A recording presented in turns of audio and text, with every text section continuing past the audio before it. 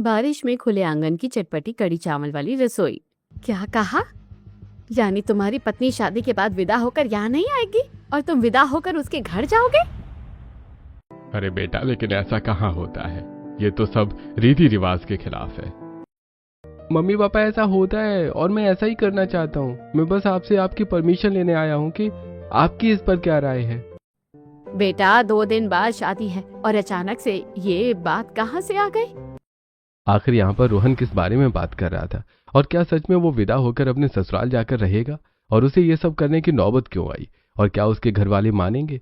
सब जानने के लिए चलिए पीछे चलते हैं। ओहो, आज तो सुबह सुबह ही इतनी तेज बारिश हो रही है। आज काम करना मुश्किल हो जाएगा। पायल बाहर आंगन से कपड़े उतार कर अंदर लेकर जाती है और उसके बाद वो अपने छोटे भाई बहन को उठाती है। राजू, सोनिया, जल्दी से उठो, दोनों स्कूल के लिए लेट हो रहा है। लेकिन दीदी, आज तो बाहर बहुत तेज बारिश हो रही है। क्या हम आज स्कूल की छुट्टी कर लें? बिल्कुल नहीं, तुम दोनों घर पर रहोगे तो बहुत उद्दम मचाओगे। वैसे भी तुम्हारे समर वेकेशन पता नहीं कितने मुश्किल से बिताए हैं, और अब तुम्हारे यूनिट टेस्ट भी तो आ रहे हैं। अब कोई छुट्टी नहीं करनी है, अब सिर्फ पढ़ाई पर ध्यान देना है। ठीक है, आज अपने नाश्ते में हमारे लिए क्या बनाया है? मैंने तुम दोनों के लिए पनीर के पराठे बनाए और साथ में बूंदी का रायता। ये मजा आएगा। हाँ, पहले ब्रश करो, नहाओ, उसके बाद खाना मिलेगा। चलो चिंटू, तुम भी उठ जाओ। क्यों इतना आलस कर रहे हो? ठीक है दीदी। इस तरह दोनों बच्चों को पायल तैयार करती है और उसके बाद उन्हें ब्रेकफास्ट करवाकर छाता लेकर थोड़ा सा आगे गली के कोने पर जो उनके स्कूल बस आती है वहां छोड़ कर आती है। इतना काम करने के बाद पायल की काम वाली भी आ जाती है। माफ करना जीजी, बारिश में देर हो गई। अरे कोई बात नहीं संगीता दीदी, चिंता वाली कोई बात नहीं है। बहुत तेज बारिश हो रही थी तो मैं भी जल्दी उठ गई। दोनों बच्चे स्कूल चले गए हैं। दोनों घर के अंदर जाती हैं। संगीता सफाई में लग जाती है, जबकि दूसरी तरफ पायल आंगन से लगी बड़ी रसोई में बड़ी कढ़ाई में मीठी चटपटी कढ़ी और बड़े पतीले में चावल बना रही होती है। तभी संगीता वहां आ जाती है। मैंने सारा काम खत्म कर लिया है। अब जिस भी तरह की कढ़ी बनानी है, जो भी ऑर्डर आएगा तुम उसे बना देना। मैंने प्लेन कढ़ी तो तैयार कर दी और मेथी वाली कढ़ी भी तैयार कर दी है। ठीक है जीजी, मैं कर लूंगी। उसके बाद पायल नहा धोकर तैयार होती है और ऑफिस के लिए निकल जाती है। बाहर काफी तेज बारिश हो रही थी, इसलिए वो कैब बुक करती है और उसके बाद ऑफिस पहुंच जाती है। आज तो तुमने ऑफिस आने में थोड़ी देर लगा दी। आज संगीता काम पर लेट आई थी, इसलिए मैंने सोचा कि थोड़ा बहुत काम कर लेती हूँ, इसलिए लेट हो गया। इस संगीता का तो हर रोज का है, हर रोज ही लेट हो जाती है। आधे से ज्यादा काम तो तू ही करके आती है, तो उसे पगार किस बात की देती है? कोई बात नहीं, घर पर उसके भी तो 2 छोटे छोटे बच्चे हैं, और फिर उसे भी तो अपना थोड़ा बहुत काम करके आना होता होगा ना। फिर अब बारिश भी हो रही थी और बारिश में तो थोड़ा बहुत लेट हो ही जाता है। तेरे पेशेंस को सैल्यूट करना होगा। सच कहूँ तो मेरे अंदर इतना कभी पेशेंस नहीं आ सकता जितना तू कंट्रोल कर लेती है और सब कुछ शांति से निपटा लेती है। जिंदगी में शांत रहना बहुत ज्यादा जरूरी है। चल ठीक है, अभी काम करते हैं, और मैं तेरे लिए तेरी फेवरेट चटपटे मेथी कढ़ी और चावल लेकर आई हूँ। अरे थैंक यू सो मच, तू तो सच में बहुत अच्छी है, पर मेरी वजह से तुझे काम करना पड़ा होगा ना। अरे नहीं, मैं ग्राहकों के लिए भी तो बनाकर लाई हूँ। Thank you so much. बारिश के मौसम में तुम्हारे हाथ की चटपटे कढ़ी चावल खाकर तो सच में मजा ही आ जाता है। इस तरह दोनों काम करने लगते हैं और फिर पायल के पास किसी का बार बार कॉल आने लगता है। जैसे ही पायल के पास कॉल आता है और उसका मोबाइल वाइब्रेट होता है तो वो उसे फिर से साइलेंट कर देती है। इस तरह पायल के पास जब बहुत सारे कॉल आते हैं तो वो साइड में जाकर बात करती है। तुम बार बार मुझे कॉल करके परेशान क्यों कर रहे हो? क्या तुम्हें पता नहीं कि मैं अभी ऑफिस में काम कर रही? अरे मेरी जानेमन डार्लिंग, क्यों इस तरह इतना गुस्सा हो रही हो? अरे तुम्हें तो पता ही है कि मैं तुम्हें परेशान नहीं करना चाहता, लेकिन क्या करूं, कई बार मुसीबत ही ऐसी होती है।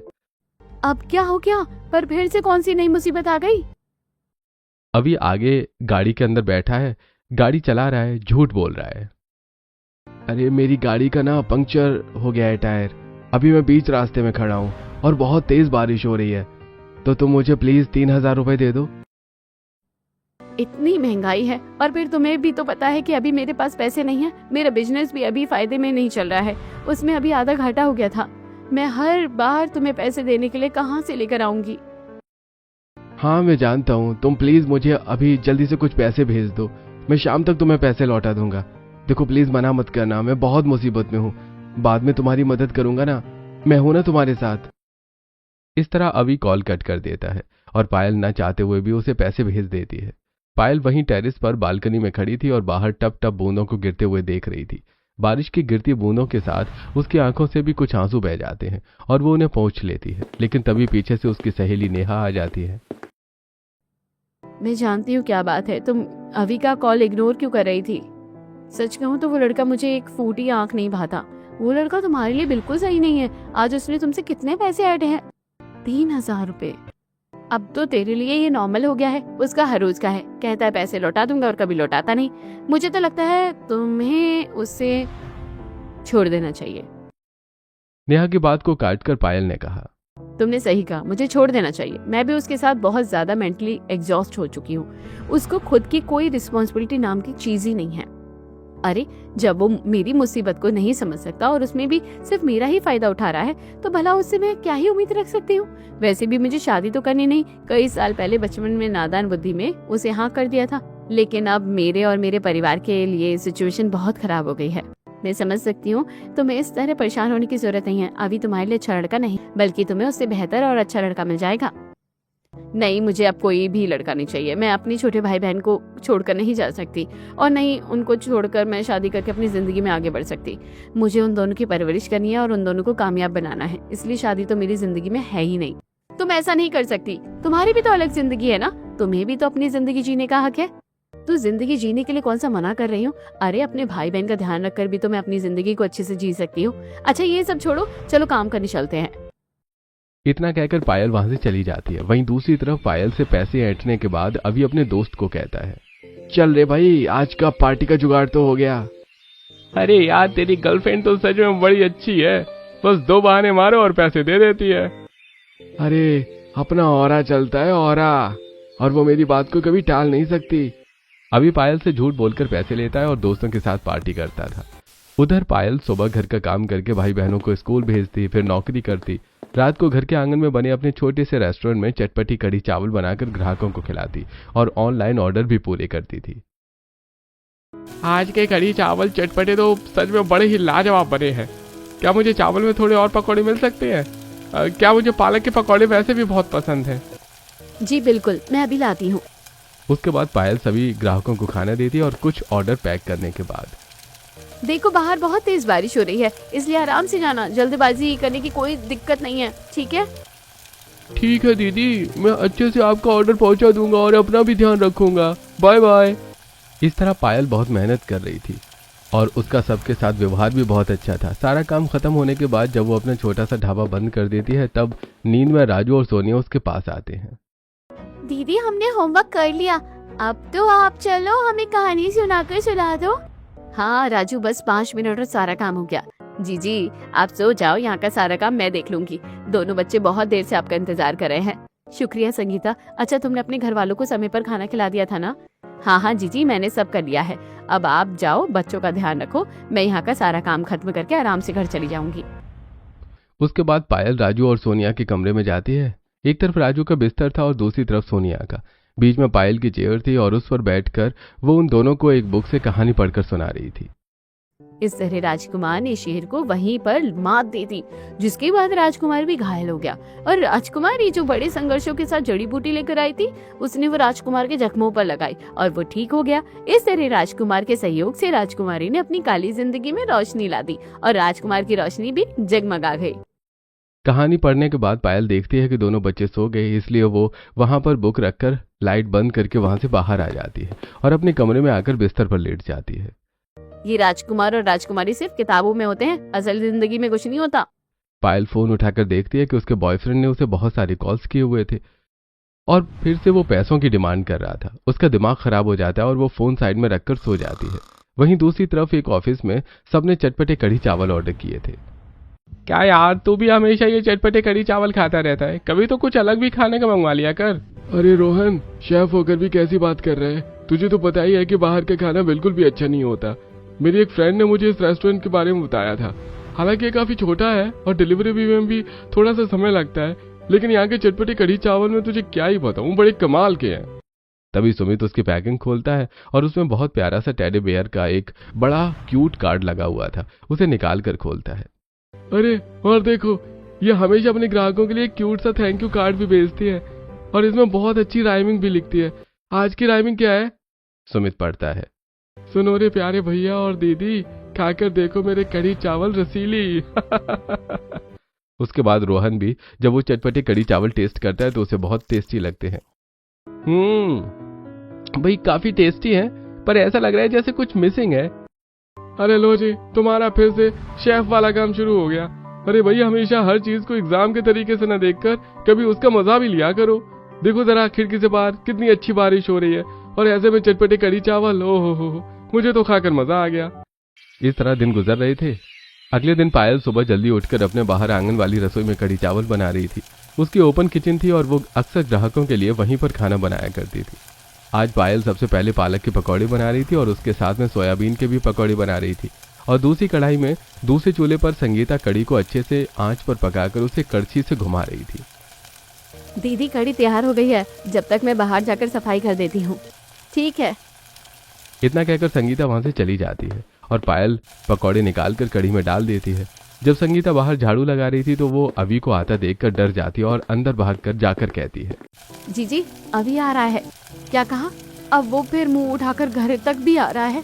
उसे कितनी बार कहा है कि मेरे घर पर ना आया करे। तुम लोग को बच्चों का ध्यान रखना, दरवाजा बंद रखना, मैं अभी आती हूँ। पायल जल्दी से घर के बाहर आती है और देखती है कि अभी गुस्से में उसकी तरफ आ रहा है। मैं तुझे कल रात से फोन कर रहा हूँ, तूने मेरे फोन क्यों नहीं उठाया? ज्यादा इग्नोर कर रही है क्या? आजकल मैं देख रहा हूँ कि बहुत ज्यादा आकड़ आ गई है तुझमें। मैंने तुमसे कितनी बार कहा है कि मेरे घर वाले तुमसे बात करना चाहते हैं। अब मेरी भी तो उम्र निकल रही है और मुझे शादी करनी है, तो कब बात करोगी तुम? देखो मुझे लगता है कि हम दोनों को ब्रेकअप कर लेना चाहिए, क्योंकि मैं तुमसे शादी नहीं कर सकती। मैं अपने दोनों छोटे भाई बहन को इस तरह अकेले छोड़कर यहाँ से नहीं जा सकती। इस बार तो अभी को और भी ज्यादा भड़क जाता है। जिस प्रकार आग में घी डालने पर अग्नि प्रज्वलित हो जाती है, उसी तरह उसका गुस्सा भी भड़क जाता है। मैं इतने सालों से तुम्हारे साथ हूँ और मेरी वफादारी का तुम ये सिला दे रही हो। मैं तुम्हें छोड़ूंगा नहीं।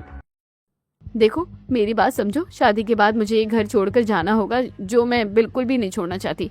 मैं किसी भी कीमत पर अपने भाई बहन को छोड़कर नहीं जाना चाहती।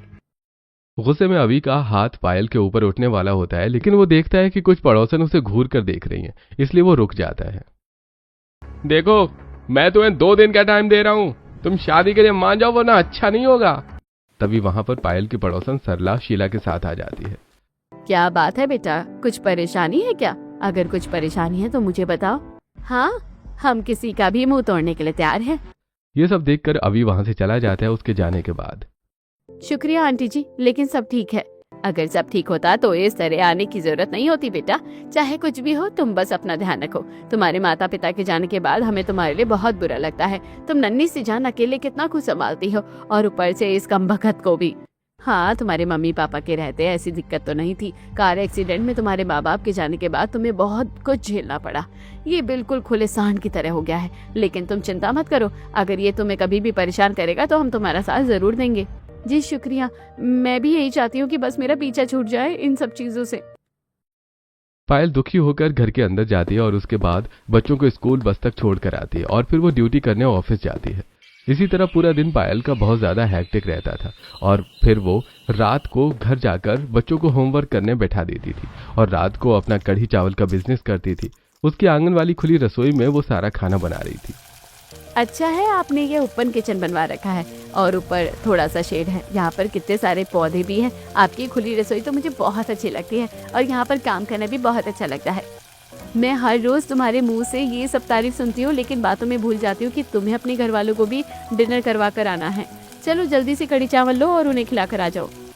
पायल संगीता और उसके परिवार के लिए आज बेसन वाली पकौड़ी व चावल पैक कर देती है, और जब संगीता घर पर 8 बजे उन्हें डिनर कराने जाती है तो आज कौन से चटपटे कढ़ी चावल लेकर आई है बेटा? आज मैं बढ़िया बेसन वाली चटपटी कढ़ी चावल लेकर आई हूँ। इसकी खुशबू से ही मुंह पे पानी आ जाता है। अरे जल्दी से लगाओ, बहुत भूख लगी है। इस तरह संगीता का पूरा परिवार डिनर कर लेता है, और पायल इन सब चीजों का बहुत अच्छे से ध्यान रखती थी। और सबको डिनर करने के बाद अपने घर का छोटा मोटा काम खत्म करके संगीता फिर से पायल के पास जाने लगती है। ये आमरस तुम पायल बिटिया को पिला देना, मैंने आज खुद बनाया था। पायल बिटिया हमारे लिए कितना कुछ करती है। उसने तुम्हें काम दिया और हम सबका भी कितना ध्यान रखती है। हमें भी उसका ध्यान रखना चाहिए ना। आप बिल्कुल सही कह रही हो माँ जी। हमारे घर के हालात बहुत बुरे थे। अगर वहाँ हमें काम नहीं मिलता तो पता नहीं क्या होता। पूरा दिन वहाँ भी काम कर लेती हूँ और घर को भी संभाल लेती हूँ, और मैं जीजी को जाकर दे भी दूंगी। इतना कहकर संगीता वहां से चली जाती है। वो पायल और राजू और सोनिया को भी आमरस पिला देती है। ये तो सच में बहुत ही ज्यादा टेस्टी है, इसे पीकर तो बड़ा मजा आ गया। इस तरह सब खाना खा लेते हैं और वहीं दूसरी तरफ आज रोहन ने फिर से पायल के चटपटे कढ़ी चावल ऑर्डर किए थे। आज फिर से उसमें बड़ा क्यूट सा टेडी बियर वाला थैंक यू ग्रीटिंग कार्ड था और उस पर आज राइमिंग लिखी हुई थी, चटपटा स्वाद, दिल खुश हो जाए, जो एक बार खाए बार बार आए। वो राइमिंग पढ़कर रोहन को भी बड़ा अच्छा लगता है।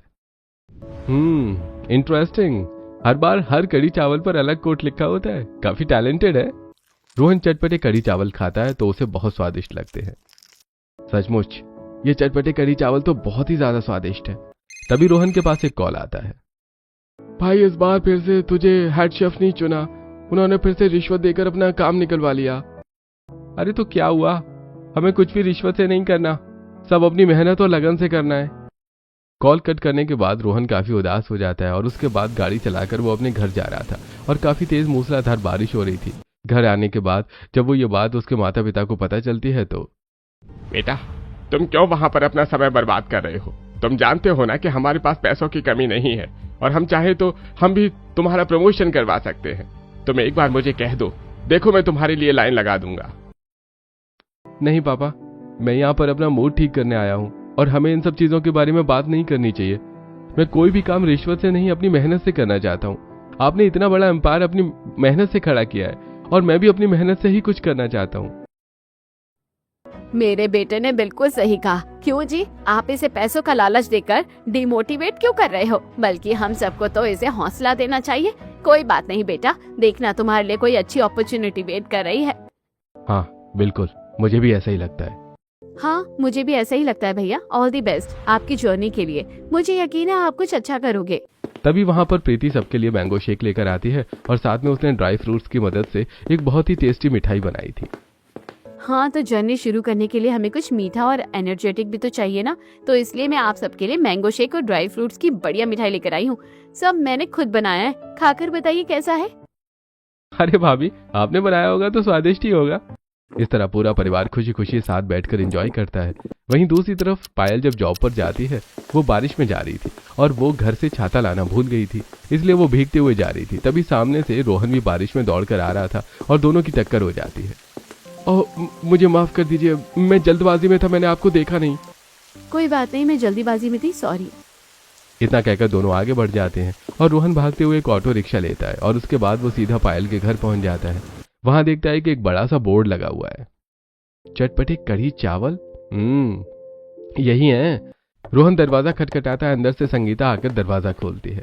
क्या यहीं पर चटपटे कढ़ी चावल मिलते हैं? ये होम डिलीवरी यहीं से हुई है? रोहन संगीता को एक कार्ड दिखाता है। जी हाँ। तो आप ही इतने स्वादिष्ट चटपटे कढ़ी चावल बनाती हैं? अरे नहीं नहीं, इतने स्वादिष्ट कढ़ी चावल तो मेरी जीजी ही बनाती है। अभी वो ऑफिस गई है, घर पर नहीं है। हाँ लेकिन कढ़ी चावल बनाकर गई है, आप खाना चाहे तो मैं दे सकती हूँ। अच्छा ठीक है, कोई बात नहीं, मैं रात को खाने आऊंगा। वहीं दूसरी तरफ अवि ने पायल को परेशान कर रखा था, लेकिन पायल उसे हर जगह से ब्लॉक कर देती है। तुमने बहुत अच्छा किया, शाबाश, मुझे गर्व है तुम पर। अब रात को पायल घर वापस आती है और रोहन फिर से उसकी खुली रसोई में कढ़ी चावल खाने आता है। ये तो वही लड़की है जो सुबह टकराई थी। और जब वो मेन्यू देखता है तो हैरान हो जाता है। क्या सच में आप 15 से 20 तरह की चटपटी कढ़ी चावल बनाती हैं? जी बिल्कुल, हमारे पास बहुत सारी वैरायटी है। नॉर्मल आलू वाली कढ़ी, प्याज वाली कढ़ी, मेथी वाली कढ़ी, पालक वाली कढ़ी, फिर हमारे पास स्पेशल तीखी कढ़ी, मतलब चटपटी तो सारी कढ़ी होती है, लेकिन चटपटी में भी और तीखी वाली कढ़ी भी है। साथ में हर तरह के पकोड़े डालने वाले, आलू के पकोड़े, प्याज के पकोड़े, पालक के पकोड़े, पनीर के पकोड़े वाली kadhi, and the list goes on. ये सुनकर रोहन काफी हैरान हो जाता है। सच कहूं तो मैं हर तरह की कढ़ी खाना पसंद करूंगा। उसके बाद रोहन चटपटी कढ़ी चावल खाने लगता है। बाहर बहुत तेज बारिश हो जाती है और जो ऊपर तिरपाल लगा हुआ था वो बारिश तेज आने की वजह से टेढ़ा हो जाता है और रोहन भी भीग जाता है और उसका खाना भी खराब हो जाता है। पायल दौड़कर बाहर आती है। अरे नहीं नहीं, ये कैसे हो गया? प्लीज मुझे माफ कर दीजिए, अंदर आइए। कोई बात नहीं। रोहन अंदर जाता है और पायल उसे टॉवल देती है और उसके बाद उसे दूसरे कढ़ी चावल खाने को देती है। ये आपके लिए फ्री है, हमारी वजह से आपको बड़ी परेशानी हो गई है। अरे कोई बात नहीं, इतना मत सोचिए। इस तरह दोनों की पहली मुलाकात हुई थी और रोहन को भी कहीं ना कहीं कढ़ी चावल का स्वाद भा गया था। लेकिन उसे पायल भी पसंद आने लगी थी। पायल के अच्छे व्यवहार की वजह से उसे पसंद आ गई थी। दोनों ने नंबर एक्सचेंज कर लिया था और कभी कभी तो रोहन कढ़ी चावल घर पर ही ऑर्डर कर लेता था। एक दिन फिर से जब रोहन ने कढ़ी चावल घर पर ऑर्डर किया, उसमें फिर से थैंक यू कार्ड और राइमिंग था। स्वाद है एकदम झक्कास और मेरी कढ़ी चावल है सबसे खास, क्यों रोहन जी? रोहन जी पढ़कर रोहन चौंक जाता है। पता चल गया कि मैं ही हूं। रोहन पायल को कॉल करता है। तो कैसे लगी मेरी कढ़ी चावल? कढ़ी चावल भी बहुत अच्छे हैं और उसके साथ जो थैंक यू कार्ड मिला है ना, उस पर जो राइमिंग लिखी हुई है वो भी बहुत अच्छी है। इस तरह दोनों की बातें शुरू हो जाती हैं और क्योंकि रोहन भी शेफ था तो खाने के बारे में भी उनकी बातें अक्सर काफी ज्यादा बढ़ जाया करती थी। एक दिन दोनों बाहर मिलते हैं और बहुत तेज बारिश हो रही थी, इसलिए वो साथ में गोलगप्पे खा रहे थे। बारिश में गोलगप्पे खाने का अलग ही मजा है। लेकिन सच बताऊं तो आजकल मुझे गोलगप्पे नहीं, बारिश में चटपटे कढ़ी चावल खाने में ज्यादा मजा आ रहा है। इस बात पर पायल शर्मा जाती है और उसके बाद दोनों गाड़ी में बैठकर वहां से चले जाते हैं। लेकिन उन दोनों को वहां से जाता हुआ अभी देख लेता है। उसके बाद वो गुस्से में आग बबूला हो जाता है। अरे तू तो बड़ा कह रहा था कि तेरे अलावा तेरी गर्लफ्रेंड तुझे छोड़कर कहीं नहीं जाएगी। मुझे छोड़कर दूसरे लड़कों के साथ मजे किए जा रहे हैं। अब समझा कि बात क्या थी। इसे तो मैं छोड़ूंगा नहीं। अरे जब तुझे तेरी गर्लफ्रेंड भाव नहीं दे रही है, किसी और के साथ घूम रही है, तो तू क्यों इतना पीछे पड़ा है? छोड़ देना, जाने दे उसे। दुनिया में लड़कियों की कमी थोड़ी है। ये मेरा इकलौता एटीएम कार्ड है, मैं इसे ऐसे कैसे जाने दे सकता हूँ? रात हो रही थी और अभी गुस्से में वहां पर आता है और देखता है कि रोहन भी वहीं पर है। तो राजू और सोनिया के साथ खेल रहा था। अभी को वहां देखकर राजू और सोनिया बहुत ज्यादा डर जाते हैं। भैया, ये भैया बहुत गंदे हैं, हमें डर लगता है। अच्छा तो यहाँ ये सब हो रहा है। अभी गुस्से में वहां पर सारा सामान इधर उधर फेंक रहा था। रोहन उसे रोकने की कोशिश करता है लेकिन उसने आंगन वाली खुली रसोई को काफी हद तक खराब कर दिया था। तुम ऐसा मत करो, मैं अभी पुलिस को कॉल कर रही हूँ। मैं भी देखता हूँ क्या करेगी। इन सब हरकतों पर उसे बहुत गुस्सा आता है और वो उसे पीटता है। पीटने के बाद अभी वहां से दुम दबाकर भाग जाता है। पायल का मूड बहुत ज्यादा खराब हो गया था। मेरी पूरी रसोई खराब हो गई, अब मैं क्या करूंगी? मेरे होते हुए तुम्हें चिंता करने की जरूरत नहीं है, मैं सब ठीक कर दूंगा। रोहन फिर से वहां पर आंगन वाली खुली रसोई में थोड़ा बहुत साफ सफाई करता है और कुछ दिन बाद वहां पर अच्छे से सेटअप तैयार करता है। पायल ने अभी के खिलाफ कंप्लेन कर दी थी और अब उसे पायल को फाइन भरना था। इस तरह रोहन पायल का पूरा साथ दे रहा था और एक दिन वो पायल को एक सुंदर सी जगह लेकर जाता है और उसे प्रपोज करता है और कहता है, मैं तुम्हें बहुत पसंद करता हूँ और तुमसे ही शादी करना चाहता हूँ। क्या तुम मेरी लाइफ पार्टनर बनना चाहोगी? तुम मेरी जिंदगी के बारे में जानते हो कि क्या है और तुम अच्छे से जानते हो कि मैं राजू और सोनिया को छोड़कर कहीं नहीं जाने वाली। इसलिए मेरी जिंदगी में शादी नहीं है। मुझे माफ करना, मैं किसी से शादी नहीं कर सकती। किसने कहा है कि तुम शादी के बाद अपना घर छोड़कर मेरे साथ जाना? यहाँ पर उल्टा होगा। हमेशा लड़की अपने घर से विदा होकर ससुराल आती है। इस बार तुम्हारे लिए विदा होकर मैं तुम्हारे घर आऊंगा और राजू और सोनिया का ध्यान रखूंगा। ये बात सुनकर पायल बहुत हैरान हो जाती है। नहीं, मैं तुम्हारे घर वालों से दूर नहीं कर सकती, मुझे माफ करना। पायल वहां से चली जाती है और रोहन घर आकर ये बात अपने घर वालों को बताता है और उन्हें समझाता है। ठीक है, हमें हैरानी तो हो रही थी। ठीक है, तुम कुछ समय वहाँ रह सकते हो, लेकिन पायल बहू चाहे तो यहाँ आकर रह सकती है और वो राजू और सोनिया को भी यहाँ ला सकती है। यानी आपने पायल को अपनी बहू के रूप में स्वीकार कर लिया? इस तरह रोहन के घर वाले मान जाते हैं क्योंकि उनकी खुशी रोहन की खुशी में ही थी और वो अक्सर रोहन को बचपन से आज तक उसके हर फैसले में सपोर्ट करते आए थे। क्या सच में ड्रोन से आसमान में मैसेज लिखवा कर ही तुम्हें उसे प्रपोज करना है? बिल्कुल। आज तक घर वालों के पैसे खर्च नहीं किए तो कभी तो खर्च करने को कुछ तो अच्छा काम करना चाहिए ना मुझे। रोहन पायल के घर आता है और आसमान में ड्रोन की मदद लाइट से मैसेज लिखवाता है कि विल यू मैरी मी। साथ में लिखा था, मैं विदा होने के लिए भी तैयार हूँ। अरे अब तो हाँ कर दो, घर वालों ने भी हाँ कर दिया। देखो मैं अभी भी घर से अलग रहता हूँ, मैं अपना करियर बनाना चाहता हूँ। घर वालों ने कहा कि हम सोच लेंगे कि तुम बाहर जॉब कर रहे हो, लेकिन हमें कभी कभी राजू और पायल के साथ वहां जाकर रहना होगा, प्लीज मान जाओ। आज घर पर नेहा और संगीता भी थी और नेहा ये सब देखकर बहुत खुश हो जाती है।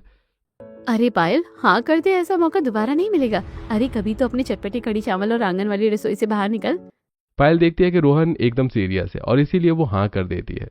इस तरह दोनों की शादी की बात हो जाती है। कुछ समय बाद अच्छा मुहूर्त देखकर दोनों की शादी भी कर दी जाती है और रोहन विदा होकर पायल के घर आता है। बेटा बस यही कहना है कि तुम दोनों अपना ध्यान रखना और अगर कभी भी हमारी जरूरत पड़े तो हमें बुला लेना और घर आने में कभी शर्माना मत। अरे वो घर जितना रोहन का है उतना तुम्हारा भी है, और जितना तुम्हारा है उतना ही राजू और सोनिया का भी है, इसलिए कभी भी परेशान मत होना।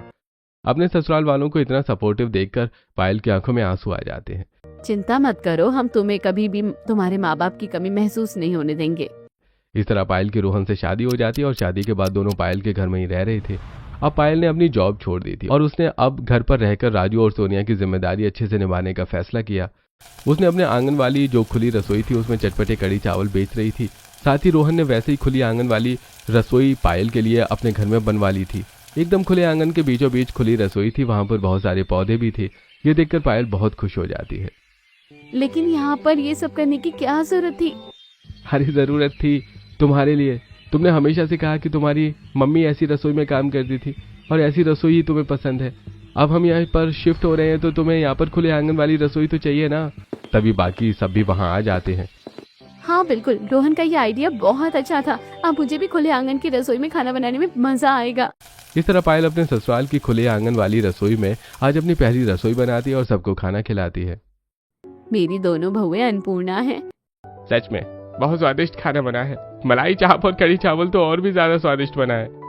इस तरह सब खुश होकर खाना खाते हैं और पायल भी बहुत ज्यादा खुश हो जाती है। फाइनली उसे खुशी मिल गई थी और उसने अभी अपने चटपटे कड़ी चावल के बिजनेस को कंटिन्यू रखा और रोहन ने उसकी मदद की। एक दिन रोहन और पायल जब अपनी आंगन वाली खुली रसोई में बैठकर चटपटे कड़ी चावल बना रहे थे, पायल लस्सी के अंदर बेसन डालकर उसे अच्छे से मिला रही थी और कम आंच पर बहुत अच्छे से पका रही थी। अरे इसमें बस थोड़ा सा तेज पत्ता और कड़ी पत्ता की छौंक की कमी थी। मैं बिना तेज मसाले के ही चटपटे कड़ी चावल अच्छा बनाना चाहती थी, क्योंकि मेरे मम्मी कड़ी बहुत टेस्टी बनाती थी। कोई बात नहीं, अब समय बदल गया है तो पतिदेव के अनुसार चटपटे कड़ी चावल बनाकर बेचेंगे। पायल ग्राहकों के लिए ऑर्डर पैक कर रही थी। अच्छा, तो आज थैंक यू कार्ड में कौन सी राइमिंग ऐड होगी? हाँ, आज लिखते हैं कि मम्मी के हाथ का स्वाद भूल जाओगे जब मेरे हाथ के कड़ी चावल खाओगे। वाह वाह वाह वाह वाह वाह। इस तरह दोनों बहुत खुश हो जाते हैं। कुछ समय पायल रोहन के साथ अपने घर में रहती है और कुछ समय बाद वो अपने ससुराल में अपने छोटे बहन भाई के साथ शिफ्ट हो गई थी और इस तरह वो अपने ससुराल में खुशी खुशी रह रही थी और अपने चटपटे कढ़ी चावल के बिजनेस को अच्छे से बढ़ा रही थी।